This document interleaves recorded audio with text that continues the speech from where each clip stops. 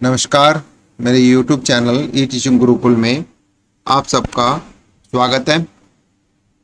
Java programming के next video lecture number 9 में जो टॉपिक्स है आज का वो है multiple classes and multiple function in Java program. तो यानी इस पर्टिकुलर वीडियो लेक्चर में बहुत सिंपल वे में मैं ये बताऊंगा कि एक प्रोग्राम में मल्टीपल क्लासेस आप कैसे डिफाइन कर सकते हैं और मल्टीपल फंक्शंस आप कैसे बना सकते हैं जावा प्रोग्रामिंग के थ्रू। यानी एक ही क्लास में मल्टीपल फंक्शन बनाइए या अलग अलग क्लास में फंक्शंस बनाइए, तो ये कैसे पॉसिबल होता है। तो ये वीडियो को लास्ट तक देखिएगा। अगर ये वीडियो आपको अच्छा लगता है तो लाइक कीजिएगा, शेयर कीजिएगा और मेरे यूट्यूब चैनल ई टीचिंग गुरुकुल को सब्सक्राइब करना नहीं भूलिएगा। और आप सभी से एक रिक्वेस्ट है कि आप बेल आइकन को प्रेस करना मत नहीं भूलिएगा, ताकि इन फ्यूचर में जो भी नोटिफिकेशन आएगा या जो भी नया वीडियो मैं मिलूंगा तो उसका नोटिफिकेशन आपको मिलता रहेगा। तो चलिए स्टार्ट करते हैं without any wasting of time कि किस तरह से एक बहुत सिंपल तरीके से मैं आपको समझाऊंगा कि मल्टीपल क्लासेस कैसे कर सकते हैं। अब हम थोड़ा ग्रेजुअली प्रोग्रामिंग की तरफ थोड़ा सा आगे बढ़ रहे हैं जावा में। जैसे फॉर एग्जाम्पल यहाँ पे अगर आप देखते हैं तो यहाँ पे हमारे पास दो डिफरेंट क्लासेस है। यानी क्लास ए हमने बनाया है। तो क्लास ए जब हमने बनाया है तो इस क्लास ए को जब हमने डिफाइन किया तो इसमें एक स्ट्रक्चर हमको बनाना बाकी है। तो मैंने यहाँ पे बताया है कि क्लास का ओपनिंग यहाँ हुआ है और क्लास का एंडिंग यहाँ हुआ है, तो मैंने उसका नाम दिया है क्लास ए। अब इसके स्ट्रक्चर डिफाइन करने के लिए मैं आपको वन बाय वन आपको शो कर रहा हूँ। जैसे मैंने क्लास का जो फंक्शन बनाया, फर्स्ट फंक्शन का नाम है, क्लास का नाम दे दिया, फर्स्ट फंक्शन का नाम मैंने रख दिया है शो। तो इस तरह से फंक्शन का डेफिनेशन हुआ है। उसके बाद जो होता है मैं उसको डिफाइन किया है, इसमें मैंने एक सिस्टम डॉट ये यूज़ किया है और ये हमारा शो डॉट क्लास, मतलब जो मैसेज शो होगा वो शो क्लास ए करके शो होगा। फिर मैंने इसको क्लोज कर दिया। तो इस तरह से आप देख सकते हैं कि मेरा जो क्लास है वो कंप्लीट हो गया। तो यानी क्लास के अंदर मैंने एक फंक्शन बनाया, क्लास का डेफिनेशन दिया, उसके अंदर एक फंक्शन का डेफिनेशन दिया। अब आते हैं एक जो मेरा मेन जो जावा प्रोग्राम रहेगा उसको मैंने लिख दिया है मल्टी क्लास ये। तो इसका मतलब होता है कि मेरा जो फाइल रहेगा तो वो होगा मल्टी क्लास डॉट जावा। तो इसका मतलब है इस नाम से मेरा फाइल बनेगा जिसमें ये, तो इसका मतलब है मैंने इस फाइल के मतलब इस क्लास के नाम पे फाइल का नाम दिया है और ये क्लास मेरा एडिशनल है। तो इसका मतलब ये हुआ कि मैं एक प्रोग्राम जिसमें क्लास का नाम और प्रोग्राम का नाम सेम है, उसी तरह से मैं दूसरा क्लास भी इसी प्रोग्राम में बना सकता हूं, लेकिन उसके क्लास के नाम से मुझे प्रोग्राम का नाम देने की जरूरत नहीं है। मैं इसीलिए इसका नाम दिया क्योंकि मेरा जो मेन फंक्शन है वो इस क्लास के अंदर है, इसीलिए इस क्लास के नाम से मैंने प्रोग्राम का नाम दिया, ताकि जैसे ही जावा वर्चुअल मशीन रन करता है तो सबसे पहले इस क्लास को खोजेगा और उसके अंदर मेन फंक्शन को अपने आप फाइंड आउट कर लेगा। तो फिर मैंने मेन फंक्शन के लिए जो पब्लिक स्टैटिक वॉइड मेन है उसको मैंने यहाँ पे डिफाइन किया है। और उसके बाद जो होता है मैं क्लास मतलब फंक्शन जो बनाया है, इसमें एक फंक्शन है, इस फंक्शन को बॉडी को मैं डिफाइन करूंगा। तो सबसे पहला तो मैंने क्लास को डिक्लेयर किया है, क्लास से ऑब्जेक्ट को डिक्लेयर किया है। ऑब्जेक्ट का नाम है ए, जिसमें क्लास के ए के नाम से मैंने डिप्लाई किया है। तो न्यू देना जरूरी है क्योंकि जावा में एक खास बात होती है कि हम डिक्लेयर करने के लिए न्यू से उसको मेमोरी एलोकेट करना जरूरी होता है। तो ये एक्सप्लिसिट वे है जिसमें मेमोरी एलोकेशन करना पड़ता है, ऑटोमेटिकली ये मेमोरी एलोकेशन नहीं करता है। तो यानी ये वाला लाइन लिखना आपको कंपल्सन है हर एक क्लास के रिस्पेक्ट में। अब आते हैं उस क्लास के थ्रू, जैसे मैंने ए ऑब्जेक्ट बना दिया तो मुझे शो को कॉल करना है। तो ए के थ्रू शो को कैसे कॉल किया जा सकता है, तो यहाँ देख सकते हैं कि ए डॉट शो, तो यानी डॉट लगा के मैं रेफर कर रहा हूँ शो को, तो ए डॉट शो से वो कॉल हो जाएगा। और कॉल होने के बाद जो होता है आप देख सकते हैं ये जो होता है यूजिंग ऑब्जेक्ट ऑफ क्लास। तो इसका मतलब होता है कि इस फंक्शन को एग्जीक्यूट करने के लिए, इस फंक्शन को एक्सेस करने के लिए मैंने ऑब्जेक्ट का हेल्प लिया है। तो इसका मतलब है by using object of class ए मैंने इसको कॉल किया है। अब जब इसको आप रन करेंगे तो देख सकते हैं कि ये ऑटोमेटिकली शो करेगा, यानी ये जो हमारे पास मैसेज है इसको शो करेगा। तो इसको आप ट्राई करके देखिए, रन करके देखिए, आपको समझ में आ जाएगा कि कैसे करके ये शो होता है, क्या होता है। और उसके बाद आप रन करने के बाद डेफिनेटली कमेंट बॉक्स में रन होता है तो डेफिनेटली आप कमेंट्स बॉक्स में लिख के भेजिएगा कि आपका रन हुआ है कि नहीं हुआ है। तो ये हो गया एक्सेस करने का तरीका। यानी एक प्रोग्राम में यानी एक जावा प्रोग्राम में मल्टीपल क्लासेस को कैसे यूज किया जाता है। तो ये हो गया पहला। अब हम लोग देखेंगे कि एक ही प्रोग्राम में मल्टीपल फंक्शंस कैसे कॉल होता है, मल्टीपल फंक्शंस में कैसे कॉल होता है, किस तरह से कॉल होता है, वो चीज देखेंगे। तो अब आ जाते हैं मल्टीपल फंक्शन कॉल करने का तरीका।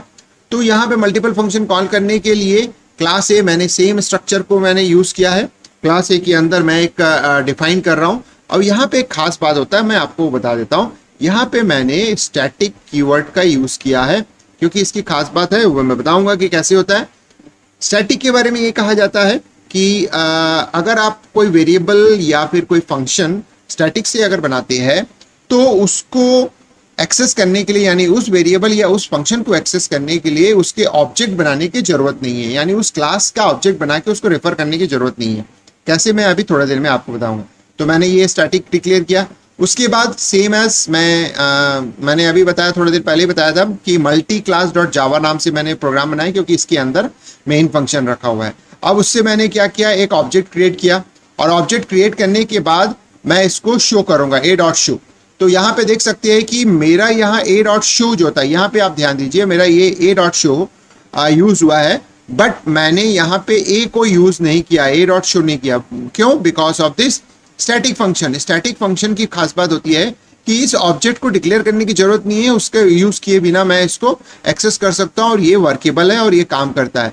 तो इसका मतलब होता है कि मैंने जो यहाँ बनाया है, तो ये जो लाइन मैंने क्रिएट किया है कि मेरे को एक स्टैटिक फंक्शन को यूज करना है, तो कैसे करूंगा, किस तरह से करूंगा, तो ये मेरे लिए ऑब्सोल्यूट है, यानी इसको हमको डिक्लेयर करने की जरूरत नहीं है। You can access the show function, जो कि स्टैटिक तरह डिक्लेयर हुआ है, उसको हम यूज कर सकते हो। तो यानी हमने ये देखा है कि एक स्टैटिक फंक्शन अगर है तो वो कैसे एक्सेसिबल है। उसी तरह से आप स्टैटिक वेरिएबल को भी एक्सेस कर सकते हैं, उसको मैं किसी और वीडियो के माध्यम से आपको और अच्छे से समझाऊंगा। अब आते हैं जैसे कि without using object of class ए, यानी ये।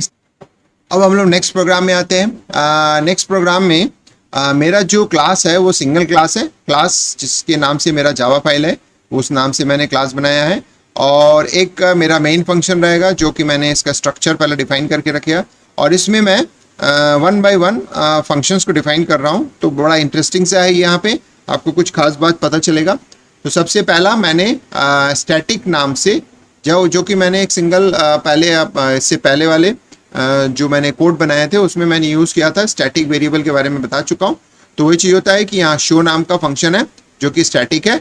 उसके बाद मैं एक डिस्प्ले नाम का फंक्शन बनाया है जो कि नॉन स्टैटिक है, ठीक है। इसका जो डिस्प्ले है, जो बेसिक फॉर्मेलिटी से मैंने यहाँ पे लिख दिया है, ये शो करेगा डिस्प्ले। उसके बाद मेन फंक्शन में आ जाते हैं। मेन फंक्शन में सबसे पहला जो मेरा स्टेटमेंट है वो शो है। अब देखिए, ये खास बात होता है कि अगर मैं शो जो स्टैटिक है और मैं इसको कॉल कर रहा हूँ तो ये कॉल होता है और बाकायदा रन करता है, क्योंकि ये टेस्टेड कोड है जो कि आपको शो किया जा रहा है। लेकिन अगर मैं डिस्प्ले को एज इट इज कॉल करना चाहता हूं तो इसमें मुझे एरर आता है।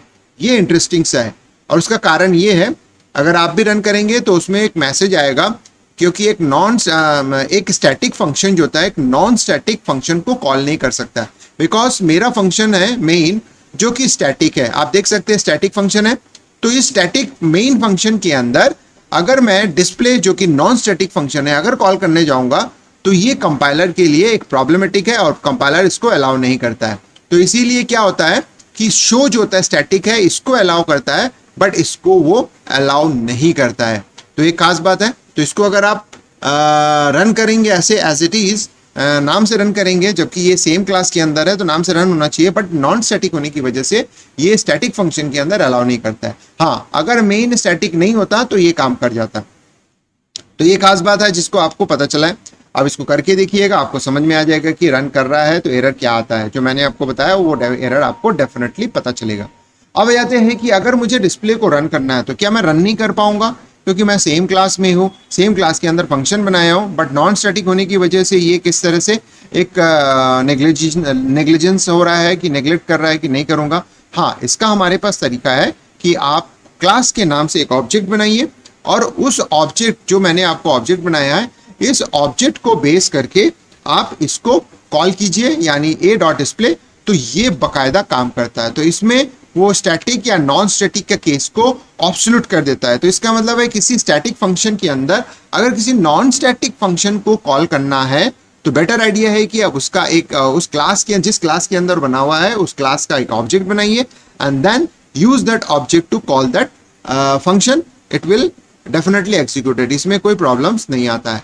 तो ये खास बात है इस प्रोग्राम में मैं आपको बताया। तो ये इस थर्ड प्रोग्राम के थ्रू मैं इस वीडियो को एंड करता हूँ। अगर ये वीडियो आपको अच्छा लगा तो लाइक कीजिएगा, ज़्यादा से ज़्यादा शेयर कीजिएगा और कमेंट्स करना नहीं भूलिएगा और बेल आइकन्स को प्रेस करके कर दीजिएगा ताकि जो नेक्स्ट वीडियो आएगा उसका नोटिफिकेशन आपको मिलता रहेगा।